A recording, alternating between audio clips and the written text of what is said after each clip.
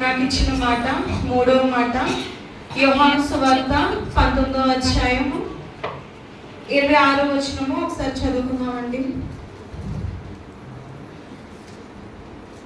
యేసు తన తల్లియు తాను ప్రేమించిన శిష్యుడును దగ్గర నిలిచి ఉండట చూచి, అమ్మా ఇదిగో నీ కుమారుడు అని తన తల్లితో చెప్పాను. తర్వాత శిష్యుని చూచి, ఇదిగో నీ తల్లి అని చెప్పాను. చిన్న ప్రార్థన చేద్దామండి. దేవానికి స్తోత్రములు, వందనములు ప్రభువా. అది నేను కాదు, యేసు ప్రభు వారు సిలువలో 7 మాటలు పలికారండి. 7 మాటల్లో మూడవ మాట ద్వారా మనము ఏం నేర్చుకుంటాము అంటే బాధ్యత. ప్రతి ఒక్కరికి ఈ లోకంలో శరీర సంబంధ విషయమై చాలా బాధ్యతలు ఉంటాయండి. కుటుంబ భారాలు, బాధ్యతలు చాలా ఉంటాయి. కానీ యేసయ్య ఈ లోకానికి ఎందుకు వచ్చారండి? మన పాపాన్ని సిలువలో కొట్టివేయడానికి, నా పాపాల కోసం ఆయన ఈ లోకానికి వచ్చారు. అలాగే అదే విషయంలో తండ్రి చిత్తాన్ని ఆయన నెరవేరుస్తూ కూడా తన తల్లి ఎడల ఎంతో ప్రేమ, గౌరవాన్ని చూపిస్తూ ఈ మాటను పలుకుతున్నారు. ఏమనంటే, అమ్మ ఇదిగో నీ కుమారుడు అని యోహాను చూపిస్తున్నారండి.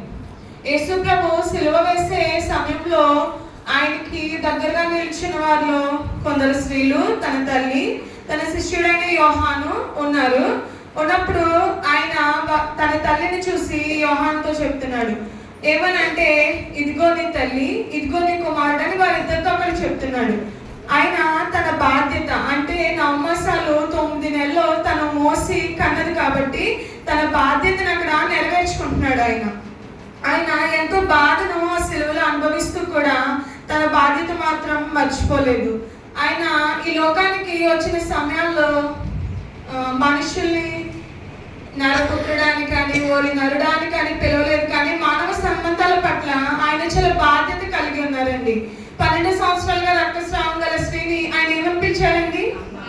కుమారి, నీ విశ్వాసం నేను స్వస్థపరుస్తుంది, లేదా అమ్మ నీ విశ్వాసం నేను స్వస్థపరుస్తుంది అని అమ్మ, కుమారుడు, కుమార్తె, నా కుమారి అని పిలిచారు తప్ప వేరే మాటనైనా ఉపయోగించలేదు. ఆయన మానవ సంబంధాల పట్ల కూడా కొన్ని బాధ్యతలు కలిగి ఉన్నారు కాబట్టి తన తల్లి ఎడలు కూడా నా బాధ్యతను ఆయన ఆ సిలువలో మండుటెండలో అంత బాధను అనుభవిస్తూ కూడా ఈ మాట పలుకుతున్నారు. మనం కూడా ఈ దినాన తల్లిదండ్రుల పట్ల బాధ్యత కలిగి ఉండాలి. ప్రెసెంట్ ఉన్న జనరేషన్లో, ప్రెసెంట్ ఉన్న ఈ కాలంలో పిల్లలు తల్లిదండ్రులని గౌరవించరు కాస్త కదా. వారికి కావలసినవన్నీ కొనిపించుకుంటారు, వాళ్ళకి కావలసినవన్నీ కూడా తల్లిదండ్రుల దగ్గర నుంచి తీసుకుంటారు. కానీ తల్లిదండ్రుల పట్ల ప్రేమ కలిగి ఉంటారు. చాలా వృద్ధాశ్రమాల్లో కూడా మనం చూస్తూ ఉంటామండి. తల్లిదండ్రులు బరువు అయిపోయి, భారం అయిపోయి తీసుకెళ్లి వృద్ధాశ్రమాల్లో వేసేస్తూ ఉంటారు. కానీ యేసయ్య ఇక్కడ తన తల్లి పట్ల ఎంత బాధ్యత కలిగి ఉన్నాడో ఈ మాట ద్వారా మనకు అర్థమవుతుంది. ఈ మాట ద్వారా మనం ఏం నేర్చుకోవాలి అంటే, మన తల్లిదండ్రుల పట్ల బాధ్యత కలిగి ఉండాలి. వారిని ఒక భారంగా మనం ఎంచుకోకూడదు, కానీ బాధ్యత. వారిని గౌరవించాలి, వారిని ప్రేమించాలి. నలుగురిలోకి వెళ్ళినప్పుడు ఏం చేయాలంటే తల్లిదండ్రులు గౌరవించాలి. తిన్న నా తల్లి, తిన్న నా తండ్రి అని చెప్పి గౌరవించాలి. 1 తిమోతికి రాసిన పత్రిక 5:8లో ఇలా ఉంటుందండి, నేనే చదువుతాను. ఎవడైనాను స్వకీయులను విశేషముగా తన తండ్రి ఇంటి వారిని సంరక్షింపకపోయిన ఎడల వాడు విశ్వాస త్యాగము చేసిన వాడే అవిశ్వాసి కన్నా చెడ్డవాడి అగును. అంటే తన సొంత కుటుంబాన్ని ఎవరైతే సంరక్షించరో, ఇక్కడ తిమోతికి రాసిన పత్రికలో ఇలా అంటున్నారండి, ఏంటంటే అవిశ్వాసి కన్నా వాడు చెడ్డవాడు. అంటే విశ్వాసం ఉన్నవాడు అంటే అంత ఏదైనా చేయగలని నమ్ముతాడు, దేవుని సన్నిధిలో ఏదైనా పొందుకోగలని నమ్ముతాడు. కానీ ఇక్కడ తన కుటుంబాన్ని ఎవరైతే సంరక్షించరో వాడు ఎలాంటి వాడని చెప్తుందండి వాక్యం? అవిశ్వాసి కన్నా చెడ్డవాడు. ప్రతి ఒక్కరు స్పందిస్తే నేను ఇక్కడ ఉండి మాట్లాడగలనండి నేను. అలాగే ఆయన వెళ్ళిపోతూ తన తల్లిని కూర్చి ఒక బాధ్యత కలిగిన మాటను చెప్తున్నాడు. ఆయన అంత బాధపడుతూ, రోమన్ కొరడాలు ఎలా ఉంటాయంటే అండి, ఆయన 1 తక్కువ 40 కొరడా దెబ్బలు సిలువలో తిన్నారండి. అయితే రోమన్ కొరడాలు మన గేదెలు కొట్టినట్టు తాళ్ళులా ఉండవండి. మనకి జంతు చర్మంతో చేస్తారండి, జంతు తోలుతో చేసి దానికి జంతువు దుమ్ములు ఉంటాయి కదండి, ఆ దుమ్ముల్ని సూదిగా చెక్కి వాటికి అమరుస్తారు. తర్వాత శిలలు కూడా దానికి అమరుస్తారు. అది శరీరంలోకి ఒక్కసారి వెళ్ళి బయటికి వస్తున్నప్పుడు ఏమవుతుందంటే శరీరం అంతా చీల్చివేయబడుతుందండి. బొబ్బలు వచ్చేస్తే ఒక్కసారి వెళ్ళేటప్పటికి మరలా ఇంకోసారి దాన్ని ఇచ్చి కొడుతున్నప్పుడు ఏమవుతుందంటే ఆ శరీరంలో ఉన్న స్కిన్ అంతా తీసుకొచ్చేస్తుందంటే అంత వేదన అనుభవిస్తూ కూడా ఆయన సిలువలో ఈ మాటను పలుకుతున్నారండి. ఇక్కడ ఎంతమంది passion of the Christ movie చూసారండి? అది దేవుని సినిమా అయినండి. దేవుడు సిలువలో ఆయన చేసిన త్యాగము ఒక వ్యక్తి, జిమ్ కవిజల్ అనే ఒక వ్యక్తి ఆ సినిమాని తీశారండి. ఆ సినిమాను తీస్తున్న టైంలో ఆయనకి శరీరానికి ఒక ప్లాస్టిక్ శరీరాన్ని అమర్చినప్పుడు ఆయన ఆ కొరడా దెబ్బలు అవి నిజంగానే ఉంటాయండి, నిజంగానే కొడతారు. మనము కరుణామయుడ సినిమాలో చూస్తూ ఉంటాం కదండి, ఆ కొరడా దెబ్బలు నిజంగానే ఉంటాయి. కానీ ప్లాస్టిక్ స్కిన్ అమర్చారు ఆయనకి. అమర్చినప్పుడు ఆయనకి ఆ కొరడా దెబ్బ డైరెక్ట్ గా వెళ్ళి తగిలిస్తుందంట. ఆ ప్లాస్టిక్ స్కిన్ ఏదైతే ఉందో అది విడిపోయి డైరెక్ట్ గా వెళ్ళి తగిలిసినప్పుడు ఆయన బాధ భరించలేకపోయాడంట. ఒక హీరో అంటే ఆ హీరో సినిమా తీసేటప్పుడు చుట్టుపక్కల అంబులెన్స్లు అన్ని డాక్టర్స్ అందరూ అక్కడే ఉంటారండి. ఆయన్ని వెంటనే హాస్పిటల్ తీసుకెళ్ళిపోతే 104 జ్వరం వచ్చేసిందంట. 15 రోజులు లేవలేకపోయారంట. మరి మన యేసయ్య సిలువలో అంత బాధను అనుభవిస్తూ కూడా మనకి ఇంకా ఆయన 33.5 సంవత్సరాలు ఈ లోకంలో బ్రతికి మనకి ఇంకా ఏదో నేర్పించాలి.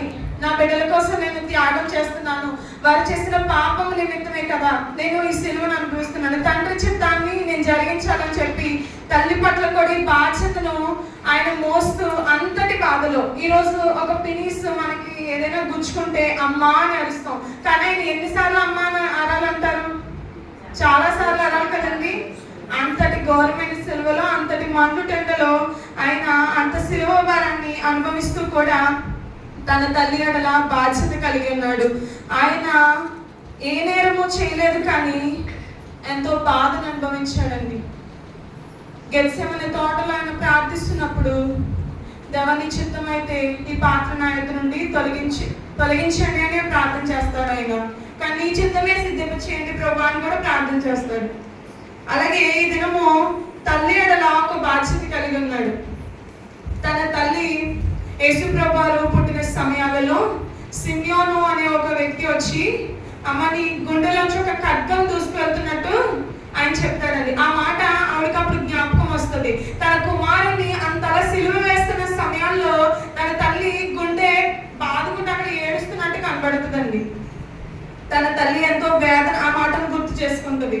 ఏమనంటే ఆ గుండెలోంచి ఏదైతే మన ఇప్పుడున్న జనరేషన్ లో ఎవరైనా మన బిడ్డల్ని కానీ పెళ్ళైన వారి బిడ్డల్ని కానీ ఎవరైనా హింసిస్తూ ఉంటే అంతెందుకంటే మన ప్రవీణ్ పాడాల గారి కోసం ఎంతో మంది ఇచ్చారు కదండి.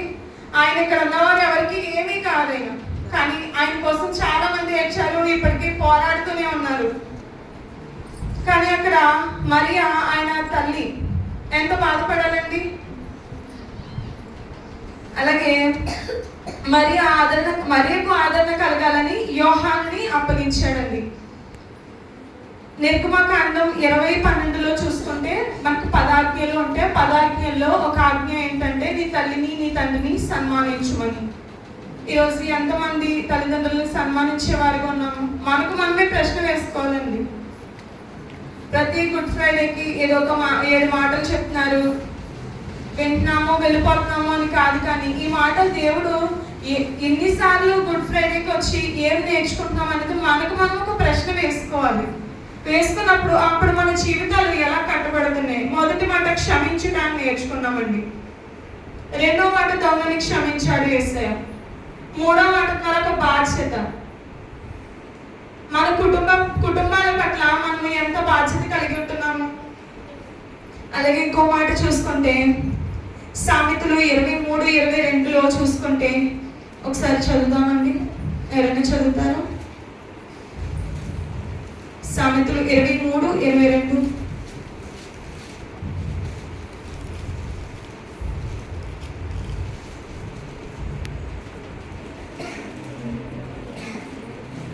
నేనే చదువుతాను. నిన్ను కనిన నీ తండ్రి ఉపదేశమును అంగీకరించుము. నీ తల్లి ముదిమి అందు ఆమెను నిర్లక్ష్యం చేయము. మన తండ్రి ఉపదేశాన్ని మనం వినాలి. మన తల్లిదండ్రులు ముదిమి అందు అంటే వారి వృద్ధాప్యమందు వారిని మనం విడిచిపెట్టకూడదండి.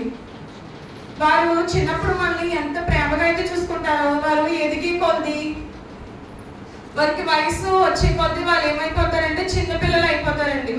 మళ్ళా మొదటి స్థితికి వచ్చేస్తారు. అప్పుడు మనం ఏం చేయాలంటే అండి, ఇక్కడ వాక్యం ఏం చెప్తుంది, నిర్లక్ష్యం చేయకూడదని చెప్తుందండి వాక్యం.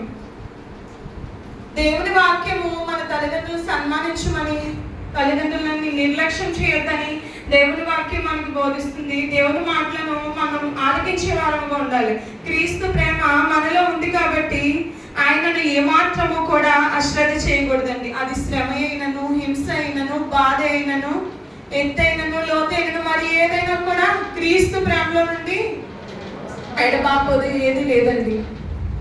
ఏదైనా క్రీస్తు ప్రేమను ధరించుకున్న మనము మన తల్లిదండ్రులను గౌరవించేవారిగాను, మన తల్లిదండ్రులను ప్రేమించేవారిగాను, మన తల్లిదండ్రుల బాధ్యతాపూర్వకంగాను నిర్వహించేవారిగా మనం ఉండాలండి. నిన్ను కనిన నీ తల్లి ఉపదేశాన్ని అంగీకరించాలి.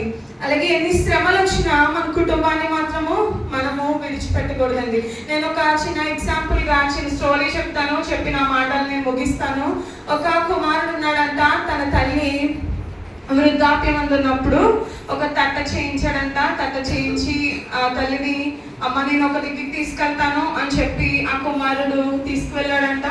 అప్పుడు ఆ అబ్బాయి ఎవరైతే తీసుకువెళ్ళారో వాళ్ళ కుమారుడు కూడా, నాన్న నేను కూడా నీతో పాటు వస్తాను, నాన్నమ్మ దగ్గరకు తీసుకెళ్తున్నావు కదా, నేను కూడా వస్తానని అబ్బాయి చెప్పాడంట. చెప్పిన తర్వాత వారు కలిసి వెళ్తుంటే అడవిలోకి తీసుకెళ్తున్నాడంటే నా కుమారుడు. అడవిలోకి తీసుకెళ్తా ఉంటే అప్పుడు అడవిలోకి చాలా దూరం ప్రయాణించిన తర్వాత ఒక దిక్కున వదిలేసి ఆ తట్టు కూడా అక్కడే వదిలేశారంట. వదిలేసిన తర్వాత తిరిగి వెనక్కి వచ్చేస్తుంటే తన కుమారుడితో ఏమని చెప్తున్నాడంటే, మళ్ళీ వద్దాము, మళ్ళీ తీసుకొద్దాము నాన్నని అని చెప్తున్నాడంట. తన తల్లితో కూడా అదే చెప్పాడు. ఏమని, నేను మళ్ళీ వస్తానమ్మా, నువ్వు ఇక్కడ ఉండు, కొంతసేపు ఉండు అనేసి అన్నాడంట. అంటే తను ఆలోచించిన ఆలోచన ఏంటంటే, తన మనసులో ఏం ఆలోచిస్తున్నాడంటే, నా తల్లి నాకు భారం అయిపోయింది, నా తల్లి నాకు బరువు అయిపోయింది. ఒక 2-3 రోజులు ఉంటే ఆకలికి అలవాటించిపోయి ఇక్కడే చచ్చిపోతుంది. ఇక్కడ అరిచినా కూడా ఎవరు వినేవాళ్ళు ఉండరు. అడవులో ఎవరైనా ఉంటారండి వినడానికి? ఎవ్వరు ఉండరు. కాబట్టి ఇక్కడ వదిలేసి వెళ్ళిపోదాము అనేసి తిరిగి వెళ్ళిపోతున్న సమయంలో ఆ వెనకెళ్ళిన ఆ కుమారుడు నడిచాడండి. ఆ తట్ట తెస్తున్నాడంట. ఆ తట్ట ఇవరి ఎందుకురా ఈ తట్ట తెస్తున్నాము, ఇది నీకేం పని అనేసి అంటే, నువ్వు వృద్ధాప్యం అందుకు వెళ్ళిపోయిన తర్వాత నేను ఈ తట్టలో మోసుకొచ్చి ఇక్కడే వదిలేయాలి కదా అని చెప్పాడంటండి. ఈరోజు చాలా మంది కుమార్తెలు ఇలాగే చేస్తారండి. తల్లిదండ్రులు మనకి బరువు కాదు, భారము కాదు. యేసు ప్రభువారే తన బాధ్యతను నిర్వహించారు.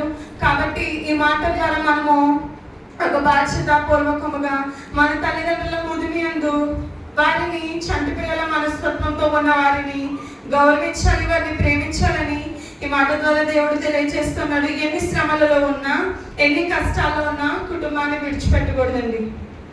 అక్కడ ఆ కొడుకు ఆ తల్లి విషయంలో ఏదైతే విత్తాడో తన తర్వాత తన కుమారుడు అదే విత్తుతాడండి. మనము దేవుని సన్నిధిలోనైనా మన జీవితాల్లోనైనా ఏదైతే విత్తామో ఆ పంటనే మనం కోస్తామండి.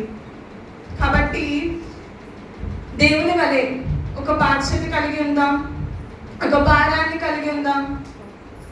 భారమని కాదు కానీ భాగ్యంగా స్వీకరిద్దామండి. తల్లిదండ్రులు యెహోవాను గ్రహించు స్వాస్థ్యము అని దేవుని వాక్యం సెలవిస్తుంది కదండి. ఆ స్వాస్థ్యాన్ని ఒక భాగ్యంగా మనము స్వీకరిద్దామండి. దేవుడి మాట ద్వారా మనందరితోనూ మాట్లాడినాడని నేను నమ్ముచున్నాను. ప్రతి ఒక్కరు ఈ మాట కోసము కళ్ళు మూసుకొని, దేవా నా కుటుంబం ఏడల నేను బాధ్యత కలిగి ఉండాలి, నా తల్లిదండ్రులు నేను ప్రేమించేదానిగా ఉండాలి. ప్రతి ఒక్కరు మోకరించి ప్రార్థన చేద్దామండి. నా తల్లిదండ్రులు నేను గౌరవించేదానిగా ఉండాలి ప్రభువా. నా తల్లిదండ్రులు ముదిమి అందు వారిని ప్రేమించేదానిగాను, వారిని శ్రద్ధ కలిగి వారి ఎందు బాధ్యత కలిగి ఉండేదానిగా నన్ను చేయండి ప్రభువా అని ప్రార్థన చేద్దామండి.